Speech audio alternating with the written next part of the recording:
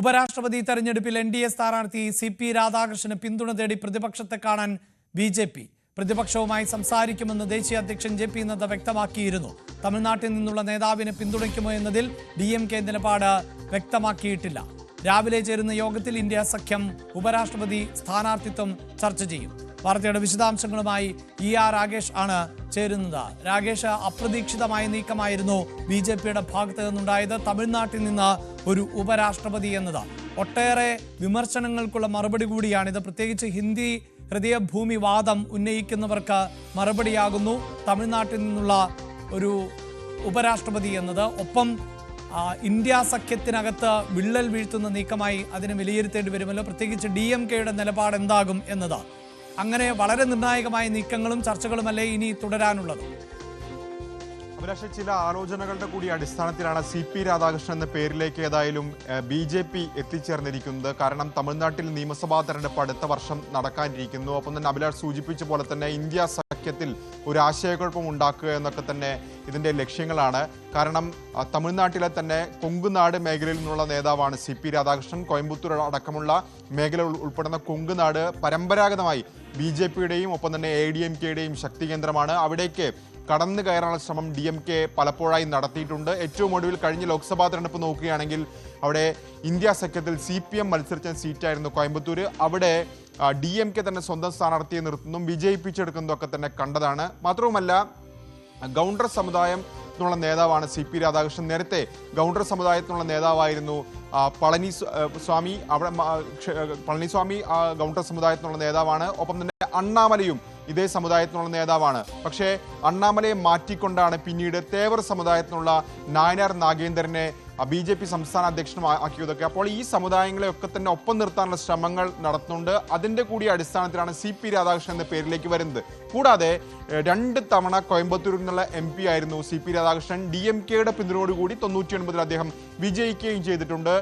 ADMKയുമായും DMKയുമായി നല്ല ബന്ധമുണ്ട് CP രാധാകൃഷ്ണൻ. അപ്പോൾ സ്വാഭാവികമായും DMKയുടെ അടക്കമുള്ള കക്ഷികളുടെ പിന്തുണ ഉറപ്പാക്കി വിജയം കുറച്ചുകൂടി തിളക്കമാക്കുക എന്ന ലക്ഷ്യം BJPക്ക് ഉണ്ട് എന്ന കാര്യത്തിൽ സംശയമില്ല. കാരണം 422 പേരുടെ പിന്തുണ അംഗബലം എടുക്കുകയാണെങ്കിൽ ഉണ്ട് NDAക്ക് ഉണ്ട്. പക്ഷേ 396 പേരുടെ പിന്തുണ മാത്രം മതി വിജയിപ്പിച്ചെടുക്കാൻ.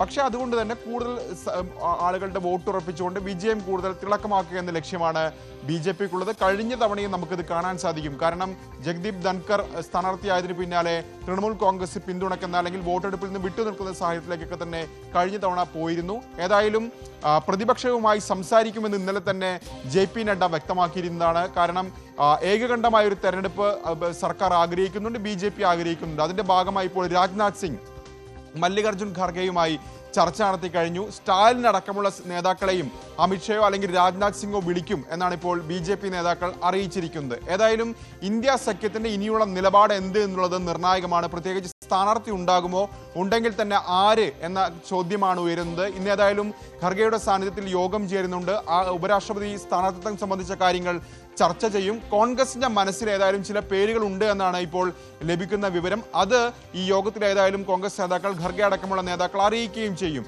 DMKയുടെ നിലപാട് ഇതുവരെ DMK പരസ്യമായി പ്രഖ്യാപിച്ചിട്ടില്ല. DMK നേതാക്കൾ ഏതായാലും CP രാധാകൃഷ്ണനെ സ്ഥാനാർത്ഥി സ്വാഗതം ചെയ്തുകൊണ്ട് രംഗത്ത് വന്നിട്ടുണ്ട്. പക്ഷേ ഭൂരിപക്ഷത്തിന്റെ നിലപാട് DMKയിൽ ഇന്ത്യ സഖ്യത്തിന് സ്ഥാനാർത്ഥി നിർത്തുകയാണെങ്കിൽ അതിനൊപ്പം നിൽക്കണം എന്നുള്ളതാണ്, BJPയെ എതിർക്കണം എന്നുള്ളതാണ്. കാരണം CP രാധാകൃഷ്ണൻ തമിഴ്നാട്ടുകാരനാണ് എന്ന ഒരു വാദം ഉയർത്തിക്കൊണ്ട് ആ ചോദ്യം ഉന്നയിക്കാൻ BJP അത്തരമൊരു ചോദ്യം ഉന്നയിക്കാനുള്ള സാധ്യത DMK നേതൃത്വം മുന്നിൽ കാണുന്നുണ്ട്. പക്ഷേ അതിനുള്ള മറുപടി ഏതായാലും രാഷ്ട്രീയമായി മറുപടി നൽകുക എന്ന തീരുമാനത്തിലേക്ക് DMK എത്തിച്ചേർന്നിട്ടുണ്ട് എന്നാണ് ഇപ്പോൾ ലഭിക്കുന്ന വിവരം. ഏതായാലും ഇന്ന് ഖർഗെയുടെ സാന്നിധ്യത്തിൽ ചേർന്ന യോഗത്തിൽ ചില ചർച്ചകൾ ഉണ്ടാകാം. ഒരുപക്ഷെ ഉപരാഷ്ട്രപതി സ്ഥാനാർത്ഥി പ്രഖ്യാപനം അടക്കമുള്ള കാര്യങ്ങളിലേക്ക് കടന്നില്ലെങ്കിലും ഒരു ചർച്ചകളിലേക്ക് ഇന്ത്യ സഖ്യം കടക്കുമെന്ന കാര്യത്തിൽ സംശയമില്ല. അഭിലാഷ്, ഇതാണ് ഇപ്പോഴത്തെ പശ്ചാത്തലം. അതായത് അപ്രതീക്ഷിതമായ ഒരു പേര് ഈ ഉപരാഷ്ട്രപതി സ്ഥാനത്തേക്ക് BJP ഉയർത്തുമ്പോൾ അതിലിനി ഇന്ത്യ സഖ്യത്തിന്റെ നിലപാടെന്ത്, തമിഴ്നാട്ടിലെ രാഷ്ട്രീയ പാർട്ടികൾ പ്രത്യേകിച്ച് DMKയുടെ നിലപാടെന്ത് എന്നത് ഏറെ പ്രധാനമാവുകയാണ്. അതേസമയം